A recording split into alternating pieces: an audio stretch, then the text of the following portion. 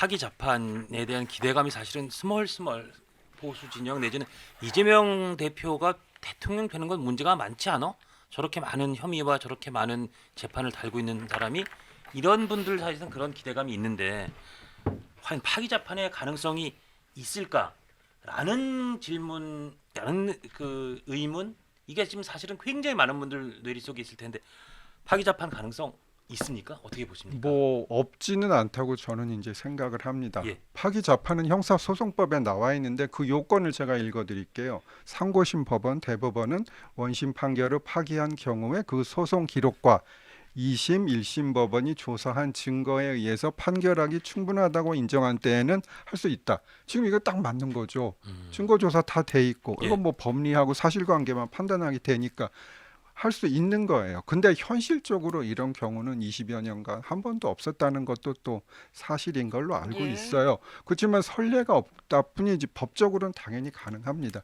그리고 지금 특별한 상황이잖아요. 이걸 파기 환송을 하면 파기 재판을 안 하고 진짜 우리나라가 엄청나게 분열이 되고 그거는 저는 대법원에서 미리 확정해 주는 게 더 좋다는 생각이 들어요. 다만 이제 또 대법원에서 형량을 어떻게 정하느냐 그러니까요. 이것도 문제예요. 대법원은 원래 형량 안 정하거든요. 네. 근데 사실 뭐 그분들이 판사를 수십 년 했는데 형량을 뭐 못 정해서 안 하는 건 아니잖아요. 아니, 법률적으로 형량을 정할 수는 있어요? 예, 할 수 있습니다. 할 수 있습니까? 예, 예, 예. 아. 정해야죠 그러면. 정해야 되죠. 아니, 주사위를 던지기로 했잖아요. 그러면 뭐 유죄든 무죄든 아니면 뭐 6개월이든 8개월이든 뭐 60만 원이든 80만 원이든 정해줘야 그렇죠. 되는 거 아니에요? 그런데 만약에 그게 부담스러우면 1심의 형량을 그대로 유지하면 간단해요. 아. 원심 판결을 취소하고 검사와 피고인 이재명의 항소를 모두 기각한다.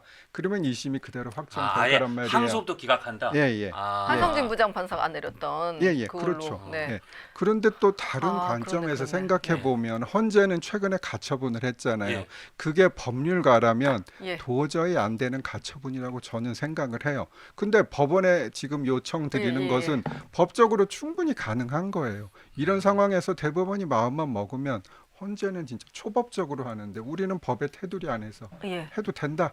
저는 예. 생각을 합니다. 아, 예. 저 죄송한데 말씀이 너무 쉽게 설명을 해주셨는데도 어려워요. 일단 왜냐면 혼탁해요 사회가. 그래서 쉽게 여쭤보도록 하겠습니다. 다시 1, 2, 3, 4번 띄워주시면 감사하겠습니다. 방금 전에 자, 몇 번이에요? 네. 몇 그러니까 번이에요? 가장 가능성이 높은 2번이 거. 제일 높다고 보시는 거예요. 가능성은 예. 저는 네. 2번이라고 봅니다. 2번이라고 보시는 거죠. 일단 2번. 근데 이제 바람직한 순리적으로 거는 봤을 때. 바람직한 거는 3번이라고 봅니다. 아, 바람직은 3번. 3번이 저 글씨 잘 안 맞습니다. 보이는데 100만 원 이상 벌금 예, 맞습니다. 예. 저게 예, 예. 뭐 기존 다른 판례와 비교해서 형량은 저게 맞는 거예요. 방위론적으로는 네. 3번이 네. 맞는데 예. 현실적으로는 계속 2번 보여주세요. 가능성이 높아 보인다. 복잡해서. 예. 네. 그런 자, 그러면 말씀이죠. 김익현 판사님이 대법관이시면 무조건 3번.